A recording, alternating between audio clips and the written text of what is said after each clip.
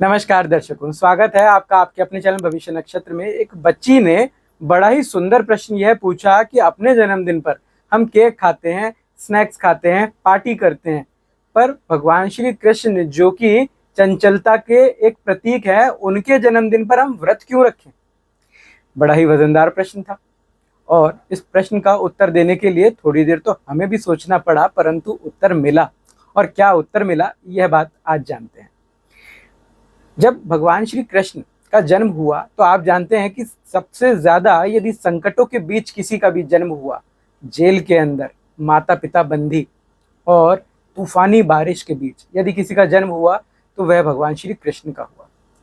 और स्वयं अपने आप को मैं ही भगवान हूँ यह कहने वाले भगवान श्री कृष्ण जब इतने संकटों के बीच जन्म ले रहे थे और उसके बाद उनका जहां उन्होंने जन्म लिया एक कारावास के अंदर, वहां जीवित रहने का भी कोई चांस नहीं था, कोई भी ऐसा कारण नहीं बचा था। कंस के देवकी मैया के 7 संतानों के वध के बाद जब अष्टम संतान भगवान श्री कृष्ण के रूप में जन्म हुआ, तब किसी भी प्रकार से संकटों की कोई कमी नहीं थी।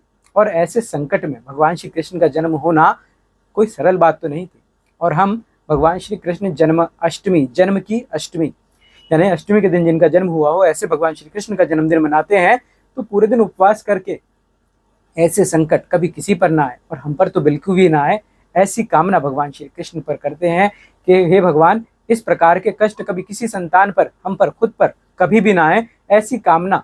और ओम नमो भगवते वासुदेवाय का जप करते करते हम पूरे दिन अष्टमी के जब व्रत पूर्ण करते हैं, ऐसे में इस व्रत को, इस संकल्प को, इस मंत्र जप को बार बार हम पूरी निष्ठा से कर पाए, एक सात्विक मन से कर पाए, एक साफ मन से, एक अपने पूरे शरीर को सात्विक रखकर, खाली रखकर उपवास के रूप में कर सकें।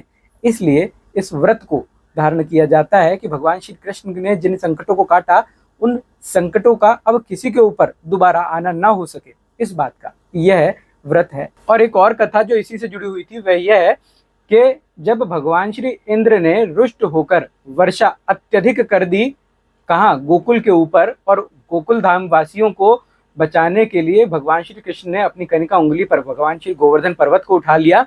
तो ऐसे में कुल 7 दिन तक 8 पहर भगवान श्री कृष्ण, क्योंकि वह 8 पहर तक भोजन किया करते थे, हर पहर 8 पहर तक, हर पहर में भोजन किया करते थे। माँ यशोदा उन्हें 8 पहर अलग अलग भोजन खिलाया करते थे।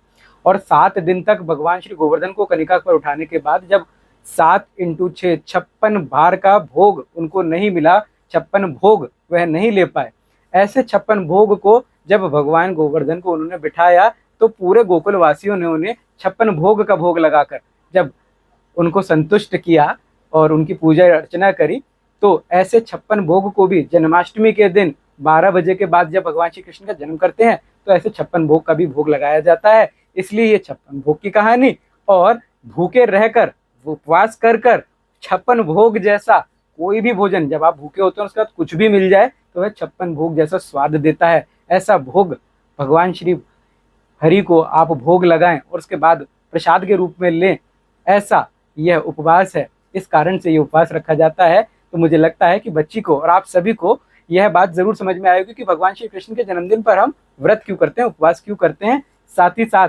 ऐसा उपवास पूर्ण करने के बाद मिला प्रसाद कितना उपयोगी, कितना स्वादिष्ट होता है, यह भी हमें पता लगा। यदि आप भी इस उपाय से, इस हमारे वीडियो से संतुष्ट हो तो जरूर लाइक कीजिए और सब्सक्राइब कीजिए चैनल को। और अधिक जानकारी के लिए नीचे दिए गए नंबर पर भी संपर्क कर सकते हैं। हमसे जुड़े रहें भविष्य नक्षत्र से, और आगे भी इस प्रकार की इंफॉर्मेशन लेने के लिए जरूर नोटिफिकेशन बेल दबा दें। धन्यवाद। जय श्री कृष्ण।